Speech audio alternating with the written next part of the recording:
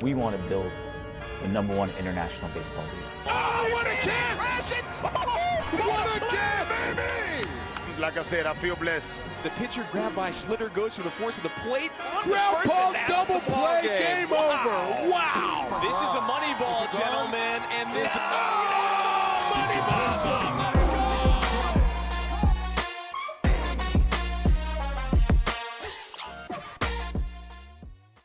Guys, we are back at it with the Baseball United podcast, and the UAE Series is right around the corner. It's coming, and it's coming quick.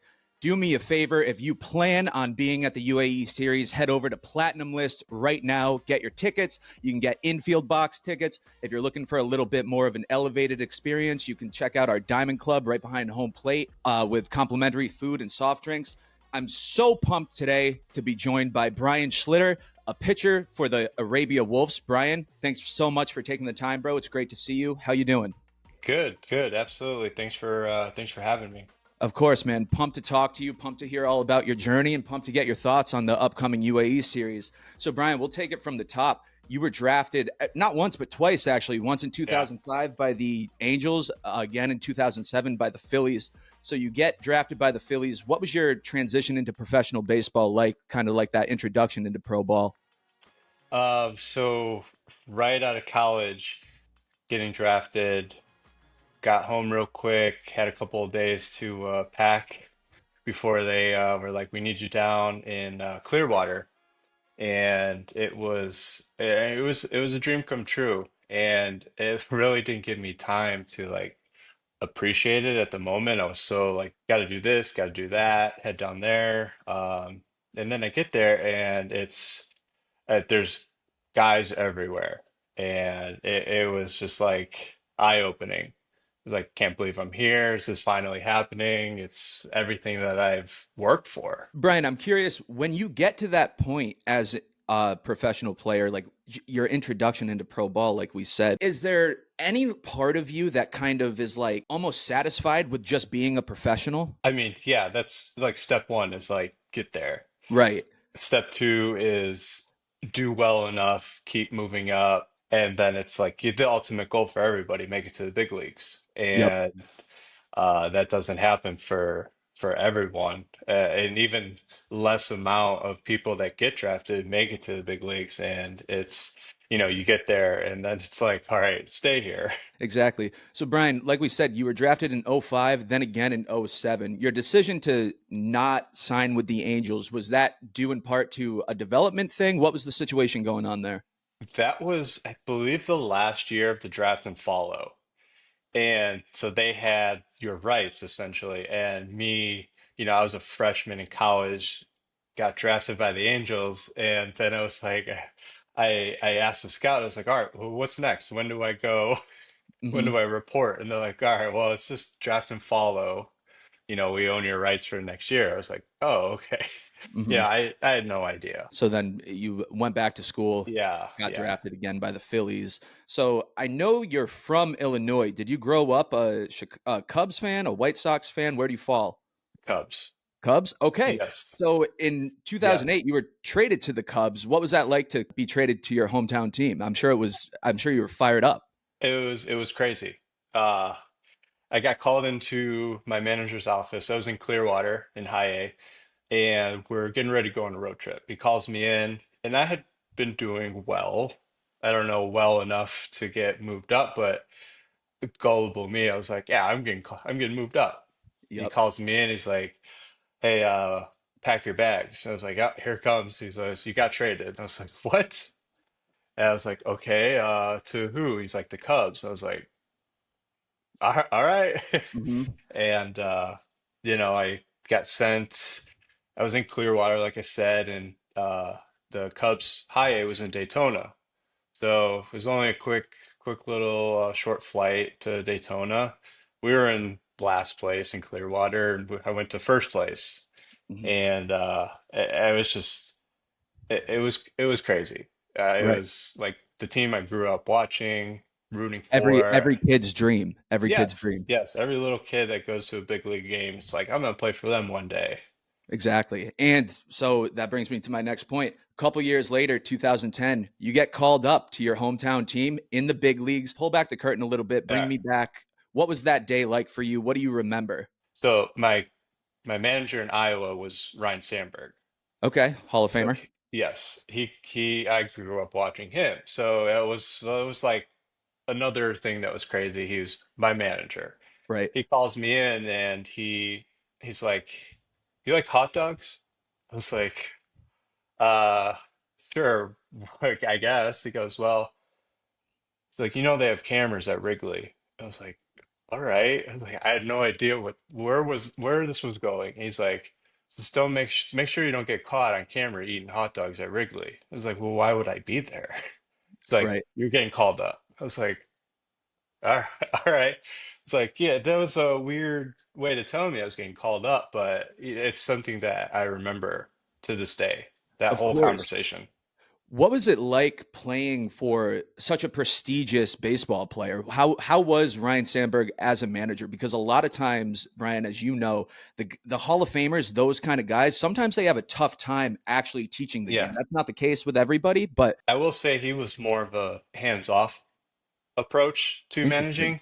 He had enough older guys that knew how to, take care of themselves, be ready for the game, and enough young guys that he could, in a way, mentor, but also allow the older guys on the team to kind of, help along the way. And, there's nothing wrong with that approach. I know a lot of guys that like that approach. So, Brian, in your debut, you pitched two-thirds of an inning, notched two Ks. What was that like for you? You must have been fired up walking out off the mound back into that dugout. Yeah, it was. So I got my debut was our pitcher was already in the game. Got the first out, threw a pitch, got a strike, and then hurt himself. So I had to warm up on the field for my debut. So I was a little nervous, Yeah. and Messing with the routine, dude. I would lose my mind with that I stuff. I That it, that yeah, it was almost like I didn't have a choice right. to but just like go head first. Like, all right, this is Mhm. it. Can't think about it. And it might have helped. I couldn't think about it, just had to go warm up. Um, yeah, and then two strikeouts came out of the game, and they're like, You're done." That was, I remember that being a relief too, because I Yep. was like, all right, got it out of the way successfully, and now I can, savor this moment. You still have those balls, I gotta assume, right? Yes, yes, I do. Where are they at? Uh, I have my first pitch in like a little storage bin that I have with all my All stuff, your and awards. yes, and Got it. I believe the first strikeout ball is still at my mom's house. Who was the first strikeout? I was a pitcher. Okay. It still counts, man. Looks the same in the Yeah. scorebook, right? Yes. Yeah. Two through two strikes, you got a strikeout. There we go. There we go. Doesn't get much better than that. Yeah. So, Brian, you're in the big leagues in 2010.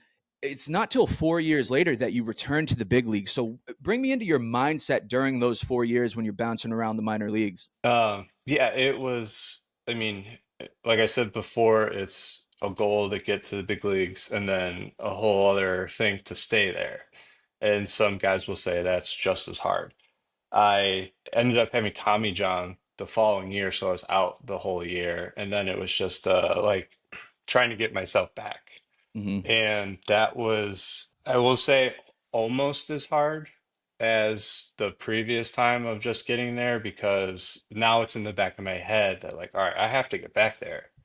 And that, for some guys, including myself, was, uh, another hurdle to get over. Brian, in 2015, you also had the opportunity to play for another great manager, albeit a short time. But I want to talk to you a little bit about Joe Madden, your manager with the Cubs. What was it like playing for him, and what do you believe makes him such a great manager? 2015, I was up and down that year. I do remember the conversations that he would have with the team. They were detailed, and he was almost, like I said with Sandberg, he had a little bit of a hands-off approach where he let the guys police themselves, take care of themselves, and he was there as like a figure to like he had our backs 100%. I do remember that, and he demanded respect, and he received respect from guys. And it's a two-way street with players and managers. Like if you get along, then there's not going to be any problems. And that was the big thing with him. Everyone loved him. You also spent a little bit of time in MPB with the Lions. I can't pronounce the first name. Can you help me out a little bit? Cebu. The Cebu Lions. You had a lot of success over there. I feel like, Brian, a lot of guys that go overseas, once they go over there, especially after spending a little time in the major leagues, they almost have formed like a new appreciation for the game. What was your experience like? Absolutely that. The From the players on the team, the fans in the crowd, the atmosphere there was like nothing I'd ever seen. Everyone's in the game 100%. They have fight songs. They have separate songs for like every player. Right. They have dances. They bring their own bands. Uh I remember my first game there. I was like, wow, this is crazy. And it gets you like energized to be in the game. Right. There's something about this game, man, that regardless of where in the world you are, it always seems to bring out the best in not only the players, but the fans too, which is so Hmm. important. What do you have to say on that regard? It made it fun. That's what I remember. And when I talked to other guys that were over there or that have played there, that's one of the main things that they all say is like it was fun to play there. Brian, I totally forgot, meant to say this earlier. So last week we had on Alex Katz, who I'm sure you know is the owner Yes. of Stadium Custom Kicks. Yep. We actually talked about you. You also have your own shoe design business. Tell me a little bit about that. So I've always had, I wouldn't say I'm an artist. I always appreciated art and drawing, creating, I guess you could say. And I was in Mexico and just kind of drawing on my iPad. And a guy on my team was like, "Hey, can you color on these shoes?" And I was like, I'll try." Why not, So right? yeah, I went to Walmart and bought as many yellow permanent markers as I could, and ended up making like a little cartoon design on his Air Force Ones. And I was like, "Yeah, that was a lot of fun." And so I just watched a bunch of videos, how to do everything you need. And I came back and I was like, I'm gonna do some of my own shoes and my own cleats. I did that, and guys in the clubhouse were like, that's cool. Like, what can you do with these? And what Right. can you do with these ones? And it just kept, building throughout the clubhouse. And other guys on other teams were like, hey, where'd you get those? They're like, oh, he's doing them. They Yep. reach out, and it just kind of, snowballed the word of mouth. A nice problem to have, right? Yeah, yeah, definitely. It's something that I really enjoy doing. And I just went into it head first. Didn't even think about it. And then the more I start realizing, it was like, this is pretty popular with a lot of people, Yep. and a lot of guys are doing this. And then I saw Stadium Custom Kicks, and I was like looking at theirs. I was like, oh, all right, like this is this is something. Right. So are you actively taking orders? Like, what's the business itself look like? Yeah, I am taking orders, and it's as they come in. I It, do my own. I do guys on my team, and is it just uh, you? yeah, it's just You're me. the only artist. Only sole Damn, man. artist. Good for you. So how long does it take? I send you a pair of Air Force Ones. I say go nuts. You freestyle it. How Okay. long until I get them back? Depending on how crazy it can get, and how many orders I have at the time, it can be any. I like to say like 3 to 5 weeks just to be safe. So Yeah. Okay. if you think 5 weeks and you get them in three, you're like, oh, awesome. Satisfied. Yeah, Yes. no doubt. That's Yeah. great, dude. That's awesome. I love hearing stories like this from you guys. It's absolutely incredible. So, Brian, in addition to your time in Japan in the MLB, you've also played in Mexico and you also experienced our 2023 All Star Showcase. Mhm. So, what was your experience from the showcase and what do you think made it so special? Just being there, introducing baseball at a more experienced level than the Middle East or that side of the world has seen. And Right. it was just awesome to be a part of it and to, introduce baseball to that region where I don't know, I don't want to say it's not popular there, but it's not the sport. Hmm. Right. And I know that's what Cash and the dozens of people are trying to make it, and I think that's awesome. Absolutely. Brian, how did you first get involved with our organization? I found out from a guy that I was playing with, and he's like, "Yeah, I just kind of put my name on the list." And I was like, "What list? What are you talking about?" And he's like, "Yeah, they're gonna play in Dubai." And I The was like, secret "That's list. yeah, the list." And I was like, "That sounds pretty cool." So I asked my agent, I was like, "Hey, do you know anything about this?" And he's like, "Well, I know some people that are involved. Do you want to be a part of it?" And I was like, "Yeah, like tell him I'm interested." And then Eddie called me. He's like, "Hey, you want to do this?" I was like, "Yeah, let's go." Yeah, man. Eddie knows everybody. Eddie knows Yes, literally everybody. It's crazy yes, to me. I'm yes. very fortunate to have crossed paths with him and have Hmm. him in my corner. He's a great guy. So, Brian, as a baseball player, you're more than just an athlete. You're a role model, you're a teacher, you're even a mentor to a lot of people. How special is this opportunity to go back to Dubai after the showcase, go back to Dubai, compete in the UAE series as on a franchise team this time in our own ballpark? How excited does that make you? Extremely. Uh, well, one, it's an honor to just be included in this and be selected because I know there are a lot of guys that want to participate in this. And even when I went over the first time, they're like, "Hey, how do I get over there?" And I was like, "I'm not in charge of anything, Yep. but I can lead you in the right direction." Hmm. And so that alone made me realize that like this is something people want to be a part of. It's going to be big, and I don't know how, but I'm in it. I'm involved in it and in the beginning stages. And it was, I would say, pretty successful the first time around, and it can only go up from there. And why not?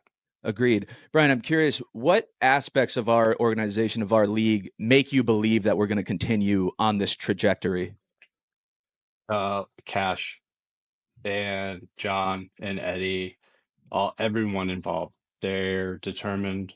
They want this to happen. The fact that they built a field out there, it says it all.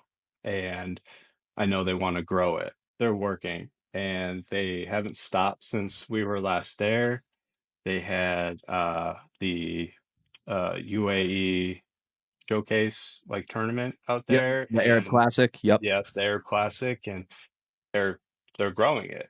Right. They're determined, and they're gonna do this. I mean, while we're on the topic of the Arab Classic, Brian, I mean, what an incredible opportunity for these national teams to congregate in Dubai at our field and compete on essentially a national stage. It was beautiful to watch firsthand. It was great to see the UAE national team. This is the first year they've been involved. It was great to see them make it to the finals. Pakistan ultimately was the winner, but just Yeah, a great tournament, great baseball overall. And I know we as an organization are looking forward to continuing to build upon that and grow it, bring in more teams, have a bigger tournament, and really be the hub of baseball in that part of the world would be the yeah, ultimate goal, right? yeah, absolutely. I think that's what they're striving for. So, Brian, in addition to sharing the field with all of your teammates, each team during the UAE series is going to carry 5 budding prospects from around the region. Can you speak a little bit on how big of an opportunity that is for them to kind of share the field with guys like you, guys like Robbie Cano, Pablo Sandoval? The list goes on to kind of for you guys to kind of teach them and them to learn from your experience. It, I would compare it to, say, like when I was in Little League and going to see the Cubs play and seeing those guys out on the field. I mean, maybe not myself to that extent, but like definitely Cano and Sandoval, those guys. That's how I would compare it. That it's just kind of like for them, maybe eye-opening. It's like, wow, like these guys, I'm playing with these guys.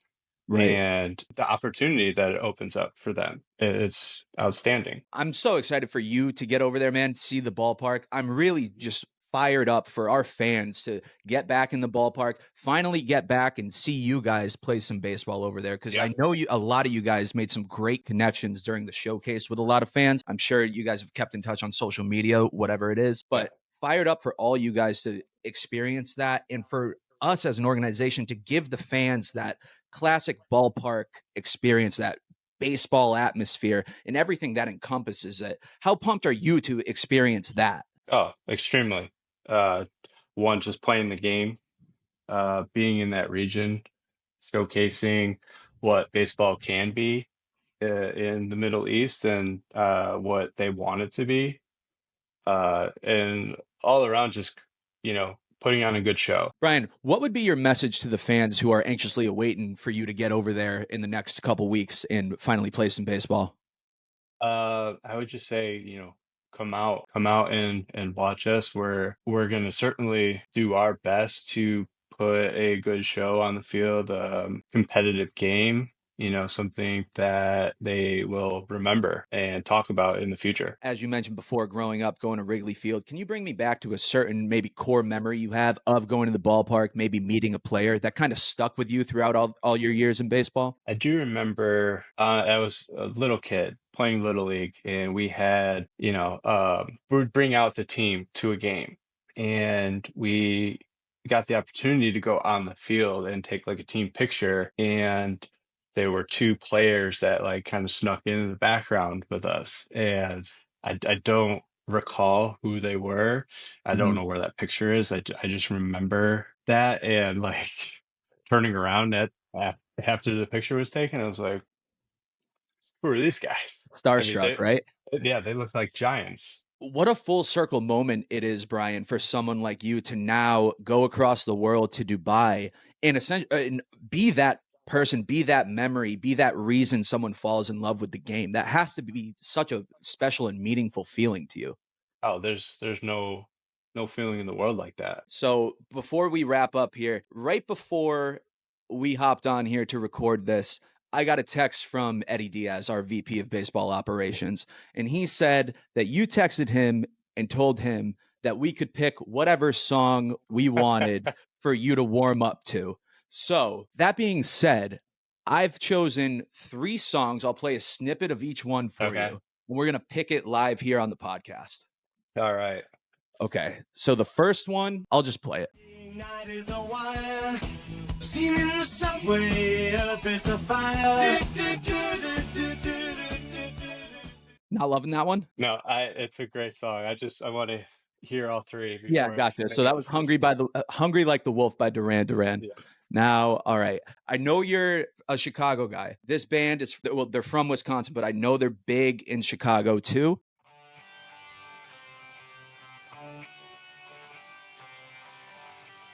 Yeah. Do you know that song, Brian? I know the song. I can't tell you the name of Closer it. to Free by the Bodines. Okay. All right. And then here we go. Last but certainly not least.